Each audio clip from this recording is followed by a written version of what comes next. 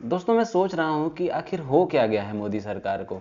क्यों एक के बाद एक गलतियां किए जा रही है मोदी सरकार, ठीक वैसे ही जैसे कांग्रेस ने अपने बीते समय में किया था। वो कहते हैं ना कि विनाश काले विपरीत बुद्धि। शायद मोदी सरकार का भी अंत समय आ गया है, तभी इन लोगों के पर निकल रहे हैं। बेरोजगार और युवा साथियों के बाद अब भारत के असल प्रधान यानी भारत के असली हीरो भारत के किसान अब सड़क पर उतर पड़े हैं। वो किसान जो कोरोना जैसी वैश्विक महामारी के दौरान भी सापेक्ष वर्ष की तुलना में जीडीपी को बरकरार रखा है। यानी इस कोरोना महामारी के समय में भी जब जीडीपी 23.9% नीचे आ गई, तब भी किसानों ने भारत की जीडीपी में योगदान पिछले वर्ष की अपेक्षा धनात्मक ही रहा है। पंजाब, हरियाणा, उत्तर प्रदेश और राजस्थान के किसान सड़कों पर भारी संख्या में प्रधानमंत्री मोदी के नए किसान बिल 2020 को लेकर आक्रोश में हैं और मोदी सरकार के इस विधेयक को वापस लेने की मांग कर रहे हैं। अब सवाल ये उठता है कि आखिर किसानों को सड़क पर उतरना क्यों पड़ा। आखिर क्यों सरकार किसानों की बात नहीं सुन रही है, जबकि पूरे देश की इकोनॉमिक्स की मजबूती में किसानों का 14% का बड़ा योगदान है, जो कि बहुत बड़ी मात्रा है।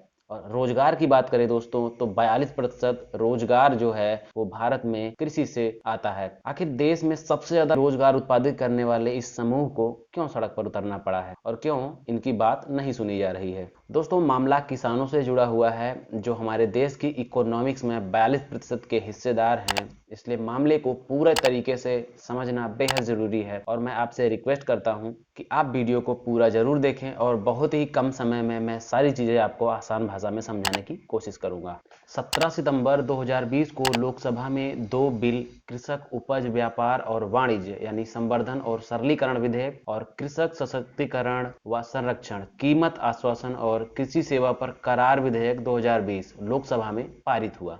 जबकि एक आवश्यक वस्तु संशोधन विधेयक है जो कि पहले ही लोकसभा में पारित हो चुका है। अब किसान इन विधेयकों का विरोध आखिर क्यों कर रहे हैं, यह जानने से पहले यह समझना बेहद जरूरी है कि इन तीनों विधेयकों में आखिर ऐसा क्या है। किसानों को ऐसा क्यों लग रहा है कि सरकार उनकी मंडियों को छीनकर कारपोरेट कंपनियों को दे देना चाहती है। क्यों किसानों को लगता है कि सरकार का यह कदम किसान विरोधी है। तो इन चीजों के बारे में दोस्तों अच्छे से समझने से पहले हम आपको इन तीनों विधेयकों के बारे में बता देते हैं। जो पहला विधेयक है दोस्तों वो कृषि उपज व्यापार और वाणिज्य यानी संवर्धन और सुविधा विधेयक। इसके तहत किसान देश के किसी भी कोने में अपनी उपज की बिक्री कर सकेंगे। अगर राज्य में उन्हें उचित मूल्य नहीं मिल पा रहा है, मंडी सुविधा नहीं है, तो किसान अपनी फसलों को किसी दूसरे राज्य में ले जाकर के फसलों को बेच सकता है और साथ ही फसलों को ऑनलाइन माध्यमों से भी बेचा जा सकेगा और बेहतर दाम मिलेंगे, ये सरकार का दावा है। और जो दूसरा विधेयक है दोस्तों, मूल्य आश्वासन तथा कृषि सेवाओं पर सशक्तिकरण और संरक्षण। इसके तहत किसानों की आय को बढ़ाने को लेकर ध्यान दिया गया है।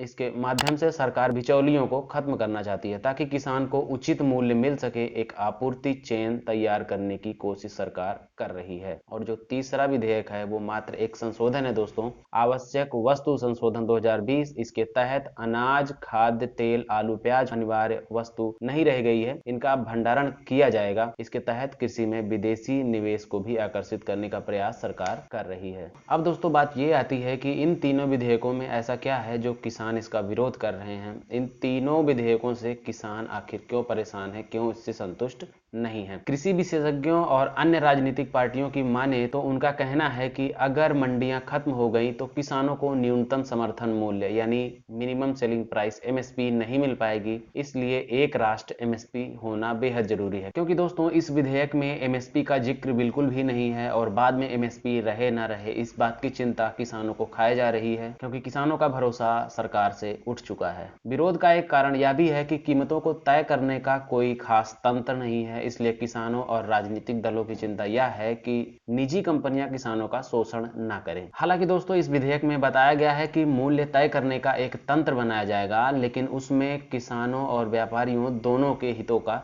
संयोजन होगा। इसलिए किसानों को डर है कि व्यापारी और निजी कंपनियां समझौता करके किसानों को कम दाम पर उनका अनाज खरीदने पर मजबूर न करें, जिससे किसानों को काफी नुकसान हो सकता है। और दोस्तों चिंता ये भी है कि व्यापारी इसके जरिए जमाखोरी करेंगे, इससे बाजार में अस्थिरता बढ़ेगी और महंगाई बढ़ेगी। ऐसे में इसे नियंत्रित किए जाने की बेहद आवश्यकता है। और ये बात जग जाहिर है दोस्तों कि जमाखोरी तो व्यापारी ही कर सकते हैं, किसान जमाखोरी कर ही नहीं सकता है। बीते कई दशकों में हमने ये देखा है कि किसान अपनी उपज को मार्केट में तुरंत बेचने के लिए मजबूर इसलिए हो जाता है क्योंकि उसको अपनी खेती अगले जो सीजन होती है उसकी खेती करनी होती है और उसके पास इतनी पूंजी नहीं है कि वो अगली खेती भी कर ले और अपने पिछले उपज किए हुए अनाज को ना बेच करके उसका संग्रहण कर ले, क्योंकि उसके पास इतना धन नहीं होता है। इसलिए जग जाहिर है दोस्तों कि जो भंडारण का प्रकरण है वो सिर्फ व्यापारी ही कर सकते हैं, उसको किसान खुद भंडारण नहीं कर सकता है।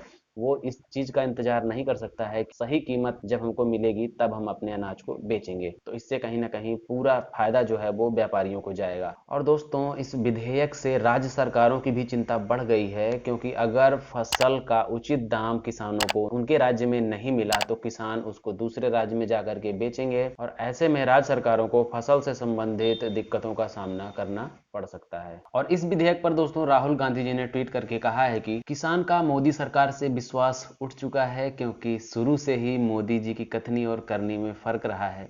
नोटबंदी, गलत जीएसटी और डीजल पर भारी टैक्स। जागृत किसान जानता है कि कृषि विधेयक से मोदी सरकार बढ़ाएगी अपने मित्रों का व्यापार और करेगी किसान की रोजी रोटी पर वार। तो कहीं ना कहीं राहुल गांधी जी इस किसान विधेयक से असहमत हैं और उनको लगता है कि किसानों को इस विधेयक से नुकसान होगा। वहीं दूसरी तरफ कांग्रेस के पूर्व केंद्रीय मंत्री जयराम रमेश का कहना है कि ये दोनों विधेयक किसानों को मिलने वाले न्यूनतम समर्थन मूल्य और उनकी सरकारी खरीद की प्रणाली खत्म कर देंगे, जिससे किसानों को काफी नुकसान होगा और व्यापारियों को अच्छा खासा फायदा होगा। अब इस पूरे प्रकरण से जो कंक्लूजन निकल के सामने आता है दोस्तों, उसके हिसाब से जो ये पहला विधेयक है उसके अनुसार किसान पूरे देश में कहीं पर भी अनाज को बेच सकेंगे, लेकिन इसका फायदा सिर्फ और सिर्फ जमाखोरों और व्यापारियों को मिलेगा। क्योंकि दोस्तों किसान 2 कुंतल, 5 कुंतल और 10 कुंतल अनाज लेकर के वो दिल्ली, मुंबई और कानपुर जैसे बड़े बड़े महानगरों में वो ले जा करके नहीं बेच सकता है, क्योंकि वहां पर जाने की सुविधा उसके पास नहीं है और अनाज कम होने की वजह से वो इतनी दूर नहीं जा पाएगा। जिसका फायदा व्यापारी उठाएंगे और जमाखोर उठाएंगे। वो किसान के अनाज को कम दाम में किसानों से खरीदेंगे और उसको ले जाकर के